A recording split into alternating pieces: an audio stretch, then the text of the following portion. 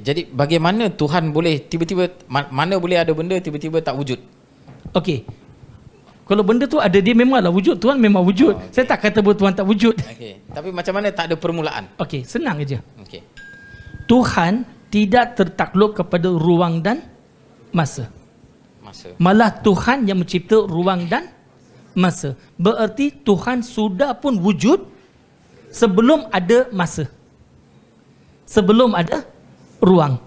Clear ke? So Tuhan bukan sebahagian daripada ruang ataupun dalam aliran masa. So Tuhan tak ada permulaan. Maka tidak timbul soalan siapa cipta? Tuhan. Dan Tuhan juga tak ada akhir.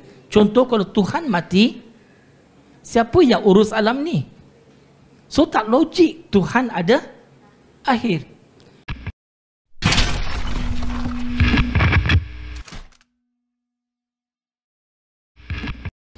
Dan tentang persoalan, kalau Tuhan satu, kenapa ada banyak agama dan sebagainya? Bila saya buat perbandingan agama, saya telah menemui perkara-perkara yang cukup menarik bagi saya sebenarnya. Antaranya? Okey, antaranya cukup banyak. Okey, saya bagi ringkas ya. Okey, sebelum tu saya nak bertanya, siapa beragama Islam di sini? Boleh angkat tangan. Okey.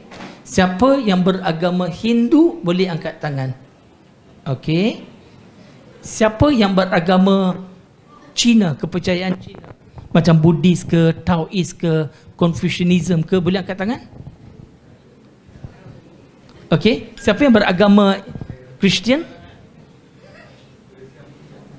Okey, kalau kita lihat yang hadir ni ada pelbagai agama, betul? Okey, saya bagi contoh ya. Okey, saya mula dengan agama Islam dulu. Siapakah Tuhan dalam Islam? Dalam Al-Quran ada beratus-ratus ayat mencerita tentang Tuhan. Boleh ke saya baca satu surah dari mula sampai habis? Boleh? Bukan surah Baqarah. Yang itu berjam-jam, surah paling panjang. Yang saya nak masukkan suratul Ikhlas. Okey, kita go step by step ya. Okey.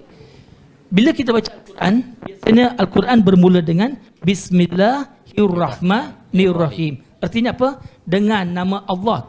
Bila sebut Allah bukan Tuhan orang Islam ya. Allah ni Tuhan seluruh alam. Are we good? Almighty God. Okey, dengan nama Tuhan. Okey. Yang Maha Pengasih, Maha Penyayang. Ayat 1. Kul huwallahu ahad. Katakan Allah itu Esa, tunggal, satu. Dalam bahasa Arab, kalau sebut satu ialah wahid. Tapi dalam Quran sebut ahad. Ahad tak sama dengan wahid. Kalau kita sebut satu, selepas satu ialah dua. Satu, dua, tiga. Tapi bila sebut ahad, dia satu, tidak ada dua. Nah, sebut Tuhan satu tak salah ya.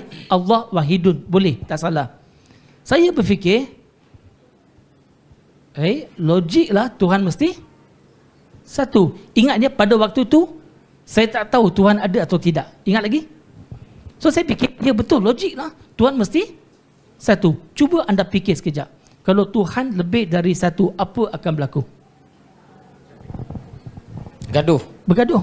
Setuju? Satu, Tuhan kata nak bagi hujan di Kanga. Tuhan satu lagi kata, jangan-jangan OCM ada program. So macam mana Tuhan dengan Tuhan selesaikan masalah? Boleh jadi dengan cara Malaysia, dia pun ozong. One to jus. One to jus. Clear ke? Tapi kalau Tuhan lebih dari dua, tak boleh ozong. Macam mana? Lat tadilat, tamplum. So pendek kata, kalau Tuhan lebih dari satu, something is wrong. Masuk akal. Ayat nombor 2. Allahu Samad. Apa maksud Allahu Samad? Antara maknanya Tuhan tak ada mula, tak ada akhir. Antara maknanya Tuhan lengkap, sempurna. Tuhan tak perlu apa-apa. Tuhan tak perlu makan, tak perlu minum, tak perlu tidur, tak perlu rehat. Okey, kita bincang sekejap ya. Okey, kalau Tuhan ada mula, akan timbul soalan, siapa cipta Tuhan? Tetapi dalam Islam, Tuhan tak ada mula. There's no beginning. Okay, jadi bagaimana Tuhan boleh tiba-tiba, mana boleh ada benda tiba-tiba tak wujud? Okey. Kalau benda tu ada, dia memanglah wujud. Tuhan memang wujud. Okay. Saya tak kata Tuhan tak wujud. Okey. Tapi macam mana tak ada permulaan? Okey, senang aja. Okey. Tuhan tidak tertakluk kepada ruang dan masa. Malah Tuhan yang mencipta ruang dan masa. Bererti Tuhan sudah pun wujud sebelum ada masa. Sebelum ada ruang. Clear ke? So Tuhan bukan sebahagian daripada ruang ataupun dalam aliran masa. So Tuhan tak ada permulaan. Maka tidak timbul soalan siapa cipta? Tuhan. Dan Tuhan juga tak ada akhir. Contoh kalau Tuhan mati, siapa yang urus alam ni? So tak logik Tuhan ada akhir. Dan kita sebagai manusia makan dan minum kan? Betul?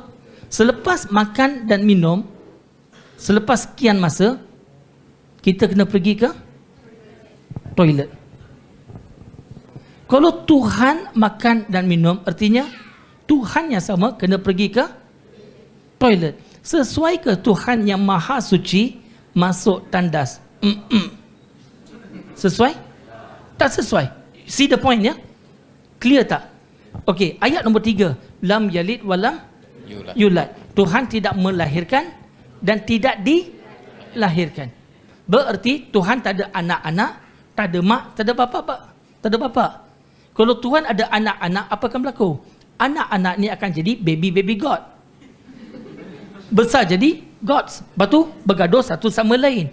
Macam dalam cerita Avenger, Thor dengan Loki. Kalau Tuhan ada mak bapa, masalah lebih besar.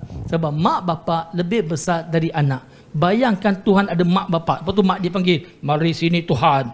Lepas tu Tuhan berkata, ya mama, something is wrong. Ayat nombor 4. Walam yakul lahu kufuwan ahad. Tidak ada satu apa pun serupa dengan Tuhan. Apa saja kita boleh nampak, itu bukan Tuhan. Kalau kita pejam mata kita, apa gambaran, image masuk dalam kepala kita, itu bukan Tuhan. Yang kita nampak, yang kita boleh gambarkan, itu makhluk. Tuhan adalah pencipta. So Islam ajar sembah pencipta, bukan sembah makhluk. Make sense? Tapi bila saya buat perbandingan agama, memang betul-betul menarik perhatian saya.